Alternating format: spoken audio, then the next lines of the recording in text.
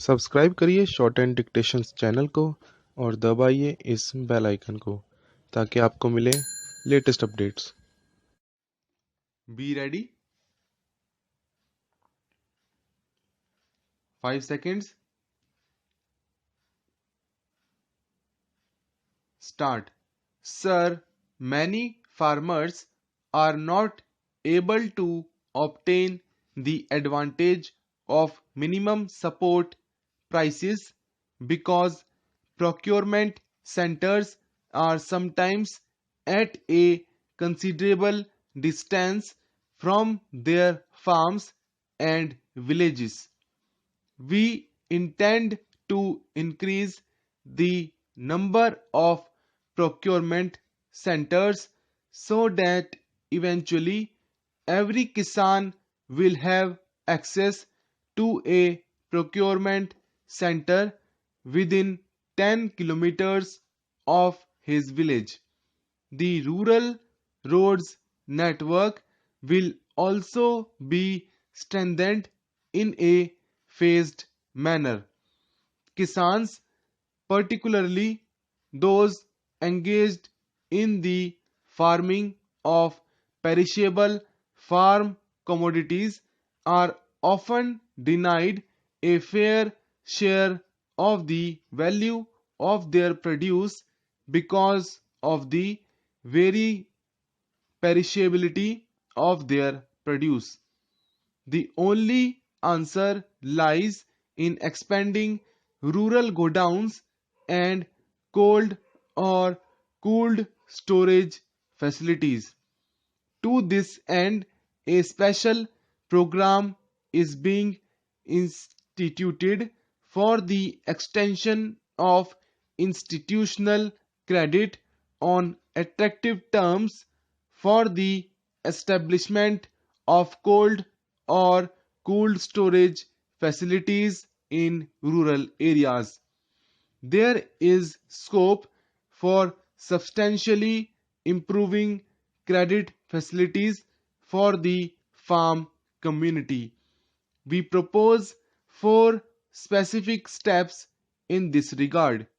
First, we must rectify the problem of credit not being available to members of cooperatives because of the cooperatives to which they belong having become ineligible for NABARD refinance. We have decided to open with effect from the ensuing Rabi season a special line of credit of rupees 100 crore through cooperative and commercial banks, which will be earmarked exclusively for scheduled caste and scheduled tribe farmers. Second, scales of finance for short-term production credit will be revised annually so that the credit made available to the farmer fully meets the recommended doses of inputs at current prices to meet his cultivation requirements.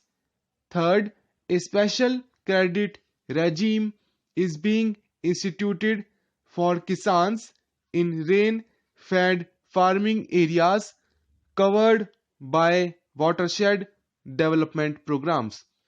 The new regime will operate on the basis of ensuring the availability of credit through a 3 to 5 year cycle so as to even out the inherent risk involved in good and bad monsoon years appearing in a cycle in such areas. The special credit regime will take into account problems of overdues which arise within a cyclical period to ensure an adequate flow of credit in support of viable crop production and other allied activities. This regime will be reinforced by a major program of watershed development in rain-fed farming areas. The fourth step is essentially procedural, which Kisans will immediately recognize as being of the utmost importance to their requirements. The National Agricultural Credit Relief Fund will devise a comprehensive relief policy based on the special characteristics of production and the severity of damage in different agroclimatic zones. Through the rescheduling of loans and waivers of interest and principal in defined circumstances, the credit needs of farmers in different zones will be kept in view.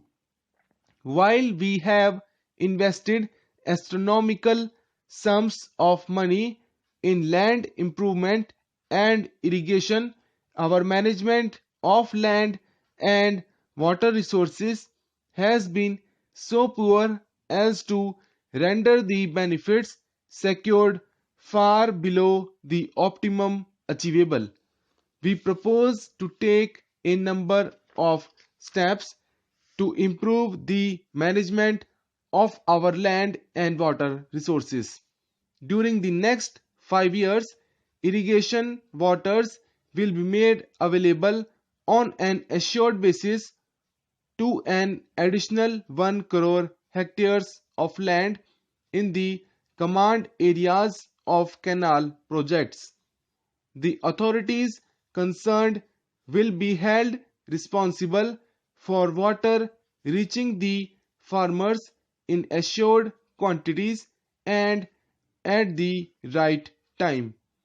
Also, 10 lakh tube wells and dug wells are to be constructed every year, and 5 lakh hectares will be covered annually for the program of desilting and maintenance of village tanks and ponds. Second, the productivity of unirrigated land is to be enhanced through effective watershed development and moisture conservation. The program will extend to 50 lakh hectares during the 10th plan. Third, 25 lakh hectares of barren land will be reclaimed at the rate of 5 lakh hectares a year. We need not wait for the commencement of the 8th plan to take up these projects. A beginning should be made this year itself. Plasticulture holds vast potential for increasing agricultural productivity. The uses of plastic are many, especially in irrigation, storage, and packaging. Existing plasticulture schemes will be substantially expanded. It is proposed to extend incentives for the installation or sprinkler of drip irrigation systems to all farmers.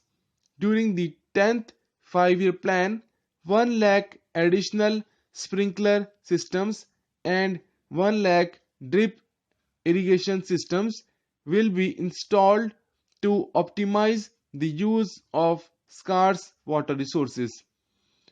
Good seeds are the basic foundation of higher agricultural productivity. The new seed policy is under implementation, and the buffer stock being built will ensure that Kisans have access to high quality seeds and planting material at reasonable cost. We are particularly concerned about small, marginal and SC/ST farmers. With effect from Rabi 1990, supply of improved seeds will be ensured. Agricultural research is simply not getting the attention or priority it needs.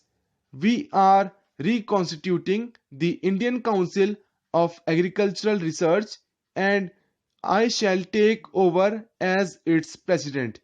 We have two major objectives in mind. First, we propose to generate appropriate technologies for each subzone of the 15 agroclimatic zones so as to be able to modernize our agriculture in each of the zones. Second, a special time-bound program in research and development of hybrids is being taken up to cover rice, maize, jowar, bajra, arhar, cotton, and oilseeds. Results will be maintained within 5 years, and the implementation of the research program will be monitored at the highest level. To promote the manufacture of agriculture machinery and implements of improved design, particularly those using new and more efficient materials, a special fund is being established to extend credit for the manufacture, fabrication, and marketing of such machinery and implements, as also for the leasing or hiring of such machinery and implements, plant protection equipment, and sprinklers. For adding value to primary produce of the farmer, as also expanding employment opportunities in rural areas, it is necessary to encourage agro-based industries, particularly food processing.